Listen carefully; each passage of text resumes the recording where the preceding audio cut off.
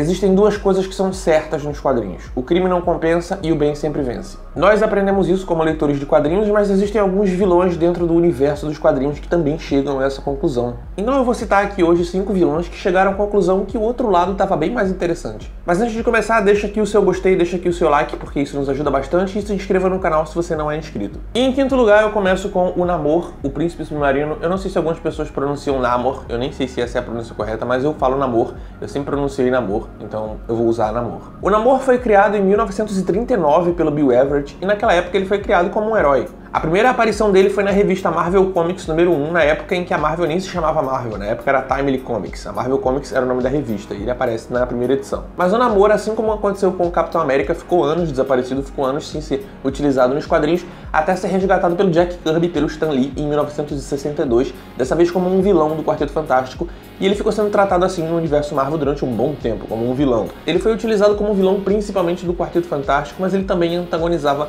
outros heróis como o Demolidor. Inclusive a história de estreia do Demolidor com o traje vermelho é uma história que tem o Namor como vilão. O Namor resolve invadir lá Nova York e ele dá de cara com o Demolidor. É uma das histórias mais icônicas do Demolidor, principalmente por ser a primeira onde ele usa o traje vermelho, e é onde a gente vê o Namor antagonizando outro herói diferente do Quarteto Fantástico. Acontece que durante o passar dos anos o Namor foi sofrendo grandes mudanças e a Marvel percebeu que ele seria muito mais interessante como um anti-herói, como um herói arrogante, do que de fato como um vilão. Então depois disso o Namor foi inserido ali nos Defensores como um herói, depois descobriu-se que ele é mutante e ele ficou um bom tempo com os X-Men, ele ficou ali sendo um dos braços fortes ali do Ciclope na época de Utopia. Foi um membro dos Illuminati, mas é claro, sempre com aquela arrogância típica dele. Algo muito explorado, por exemplo, na fase recente dos Vingadores do Jonathan Hickman, onde a gente vê um Namor que ele não é nem vilão nem herói, ele é um cara meio que quebrado, como ele mesmo explica. Mas o fato é que o Namor, durante muitas vezes, ele ajudou os heróis, ele esteve do lado dos heróis.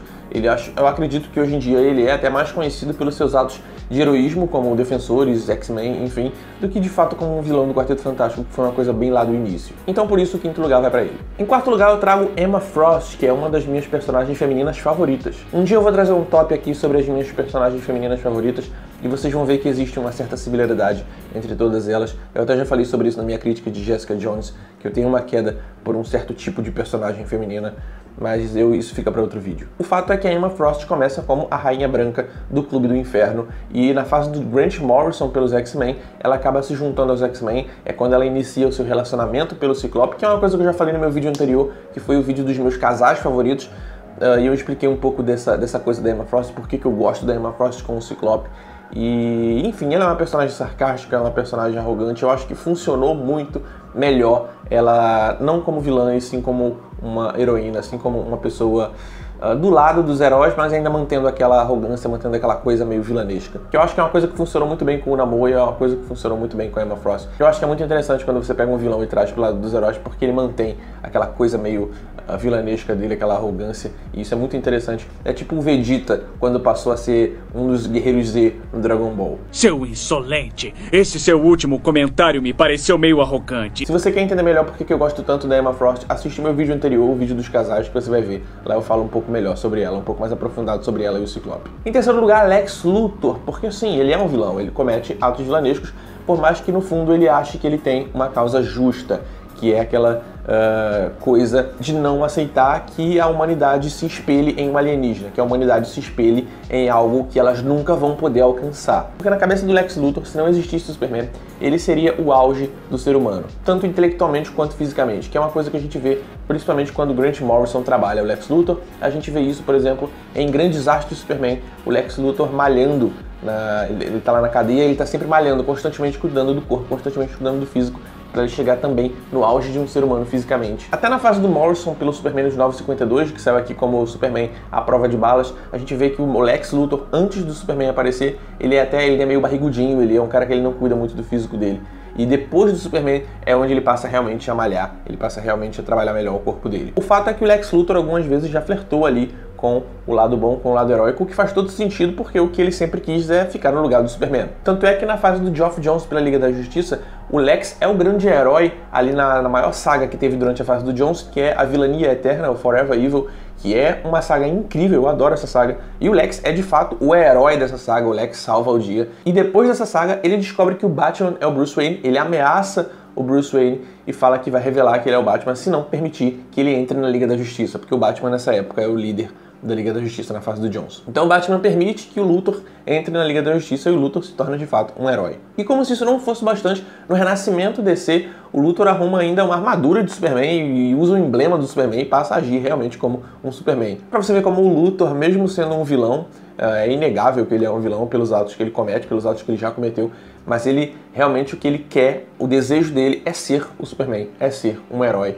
Então é muito interessante quando a gente vê o Luthor nessa dualidade dele, ele tentando agir como um herói, e ele já mudou de lado algumas vezes. Em segundo lugar, um dos meus personagens favoritos também é o Magneto. Eu gosto muito do Magneto pela transformação que ele foi sofrendo nos quadrinhos. O Magneto começa como aquele cara extremista ali na época dos X-Men, do Jack Kirby e do Stan Lee, que a intenção deles dois com o Xavier e Magneto era fazer um paralelo com Martin Luther King e Malcolm X. O Magneto, obviamente, era o Malcolm X, só que muito mais extremista. O Xavier tinha aquela visão de coexistência pacífica entre humanos e mutantes, e o Magneto tinha aquela visão de que tinha que erradicar os humanos, porque os mutantes eram a raça superior. Só que com o tempo, principalmente ali na fase do Chris Claremont, a gente vê que o Magneto para de ser esse personagem unidimensional, ele ganha várias camadas e aos poucos ele vai se transformando, aos poucos ele vai entendendo melhor a ideologia do Xavier. Ele chega até a liderar os X-Men em alguns momentos quando o Xavier está ausente, e o Magneto realmente vai se tornando cada vez mais um herói, cada vez mais um X-Men. Infelizmente nós temos algumas cagadas aí nos quadrinhos, como por exemplo os anos 90, aquela época bizarra e estranha dos anos 90, onde os desenhistas mandavam mais nos quadrinhos do que os roteiristas. Então a gente tem na fase do Jim Lee pelos X-Men, onde estava lá o Chris Claremont como roteirista, mas a gente sabe que quem mandava era o Jim Lee, e aí ele traz o Magneto como vilão, e o Magneto tem toda aquela vilania de novo e tal, e parece que caga em tudo aquilo que foi feito, todo aquele desenvolvimento que o Chris Claremont tinha feito ao longo dos anos. Mas pra mim o melhor é ignorar esse tipo de coisa. Por exemplo, o Morrison, na sua fase dos novos X-Men, ele trouxe de novo o Magneto como vilão, mas depois que o Morrison saiu da Marvel, a Marvel meio que deu um retcon nisso, e ali não era o Magneto, ali era o Xorn disfarçado de Magneto, enfim, uma mudança aí louca, um retcon doido aí que a Marvel fez pra poder não deixar o Magneto realmente como aquele vilão genérico que o Morrison transformou ele. Eu adoro a fase dos X-Men do Morrison, eu adoro novos X-Men, mas realmente o que ele fez com o Magneto, os dois encadernados, os encadernados finais ali da fase do Morrison com os X-Men não são tão legais quanto os primeiros. Eu tenho toda a fase do Morrison aqui e os dois últimos encadernados eu acho bem fracos. Mas enfim, o Magneto voltou a ser muito bem desenvolvido ali na fase de Utopia, que é uma fase que eu gosto bastante, escrita pelo Matt Fraction, que é inclusive uma cena que eu citei também no meu vídeo anterior, no vídeo dos casais lá, onde eu falo do Ciclope. Tem uma parte onde eu falo do Magneto, que pra mim o auge do Magneto é quando ele se prostra de joelhos pro Ciclope, por tudo que o Ciclope construiu como líder da raça mutante. Porque, como eu disse antes, o desejo do Xavier era uma coisa muito utópica, que era a coexistência entre humanos e mutantes, a coexistência pacífica entre humanos e mutantes. E o Magneto acreditava que isso era impossível, e ele era extremista e queria erradicar todos os humanos para permanecerem só os mutantes, a raça superior. E o Ciclope, ele entende que não tem como funcionar nem um lado nem outro. Não tem como funcionar essa utopia, porque os humanos não vão aceitar os mutantes pacificamente, é impossível. E também ele entende que não tem como você erradicar os humanos, principalmente porque isso é errado. Então a ideologia do Scott é mais uma coisa do tipo, estamos aqui e vocês vão ter que nos aceitar. Então ele toma lá a ilha de Utopia, ele leva todos os mutantes para lá, ele cria uma nação mutante e ele fala, ó, estamos aqui, não estamos incomodando ninguém, não venham nos atacar. É claro que na época do Scott era muito mais fácil fazer isso, porque já tinha acontecido a Dinastia M, os mutantes já tinham sido reduzidos a poucas centenas, então era muito mais fácil você pegar esses mutantes e reuni-los todos em uma ilha. É claro que não tinha como o Xavier ou o Magneto pensar nisso em uma época em que a humanidade estava tomada de mutantes. Mas o fato é que o Magneto entende que a visão do Scott foi realmente uma fusão do que tinha de melhor na ideia do Xavier e do que tinha de melhor na ideia dele. É meio que uma soma dessas duas e ele criou a sua própria ideologia. O Magneto reconhece isso e se ajoelha ali, se prostra de joelhos perante o Scott. É uma cena maravilhosa que eu acho que mostra muito do crescimento e do desenvolvimento do Magneto. Então, por favor, não transformem o Magneto em vilão. É ridículo transformar o Magneto em vilão hoje em dia, depois de todo esse crescimento, depois de todo esse desenvolvimento. Eu sei que quadrinhos são infinitos, quadrinhos são essa coisa cíclica que sempre tem que ficar voltando, se reinventando e voltando pro básico, mas por favor, isso não. Deixa o Magneto no desenvolvimento dele, que é muito interessante. E em primeiro lugar, aquele que eu acredito que é o meu vilão favorito, Eu acho que é o meu vilão favorito, sim. É o Sinestro do Lanterna Verde. A história do Sinestro é interessante porque ele começa como um herói, ele é um Lanterna Verde que era parceiro do Abin Sur, e ele é um Lanterna Verde que passa a ensinar, passa os ensinamentos que ele tem pro Hal Jordan, que é o sucessor do parceiro dele, o sucessor do Abin Sur. E o Hal e o Sinestro acabam desenvolvendo uma interessante amizade, até que o Hal descobre que o Sinestro estava agindo como um ditador no planeta natal dele, Korugar. O Hal, então, que é um X9 miserável, ele denuncia o Sinestro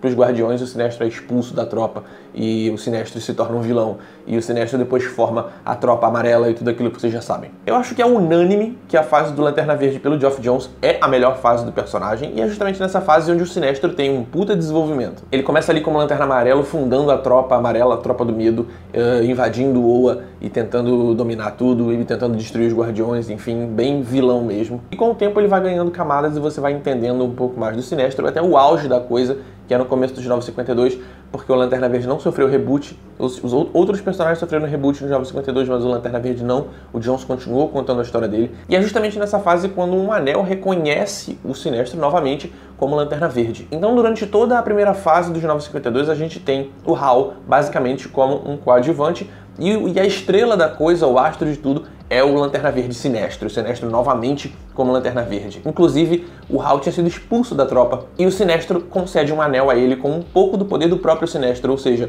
o Hal só vai ter poderes enquanto o Sinestro permitir que ele tenha. É muito interessante. É muito interessante, e até o final dessa saga a gente consegue entender que o Sinestro, na verdade, ele estava certo. O Sinestro, na verdade, ele tinha razão. Os Guardiões é que eram os vilões da coisa toda. Enfim, a fase do Geoff Johns é incrível, e o final que ele fez, porque sim, ele fez um final. Ele pensou que Lanterna Verde era um mangá. Quando chega no final do Lanterna Verde, da fase do Geoff Johns, quando o Geoff Johns se despede do Lanterna Verde, ele faz um fim. Ele mostra um epílogo lá, o que aconteceu com cada personagem velho, os personagens casaram e tal, tiveram filhos.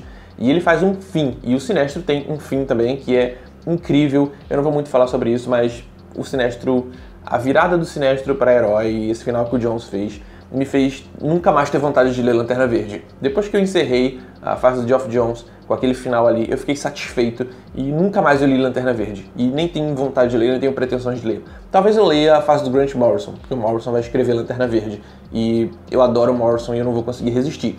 Mas desde o final do Geoff Johns pelo Lanterna Verde, nunca mais eu li Lanterna Verde. Aquele final ali, pra mim, é o final. E é isso, essa foi a minha lista de 5 vilões que viraram a casaca, 5 vilões que mudaram de lado, que perceberam que seu herói é muito mais interessante e tem umas vantagens bem melhores. Se você gostou desse vídeo, não deixe de clicar no gostei, não deixe de se inscrever no canal se você não é inscrito, e comenta aqui, deixa aqui embaixo nos comentários outros vilões que você lembrar aí, que também mudaram de lado, que também decidiram que seria legal se tornar um herói. E talvez eu faça um vídeo contrário, talvez eu faça um vídeo de heróis que se tornaram vilões, porque sim, tem. Ah, e como menção honrosa, eu deixo aqui o Dr. Octopus, porque ele foi pro corpo do Homem-Aranha, ele foi pro corpo do Peter Parker, ele se tornou o Homem-Aranha superior e passou a agir como herói. Então fica essa menção honrosa ao Dr. Octopus. Galera, eu vou indo nessa, muito obrigado por tudo, obrigado por ter assistido esse vídeo. Acesse o nosso site, ovicio.com.br, nos siga nas nossas redes sociais, Twitter, Facebook e Instagram. Me sigam também no meu Instagram, que é esse daqui, o murilo.ol, e valeu, até a próxima.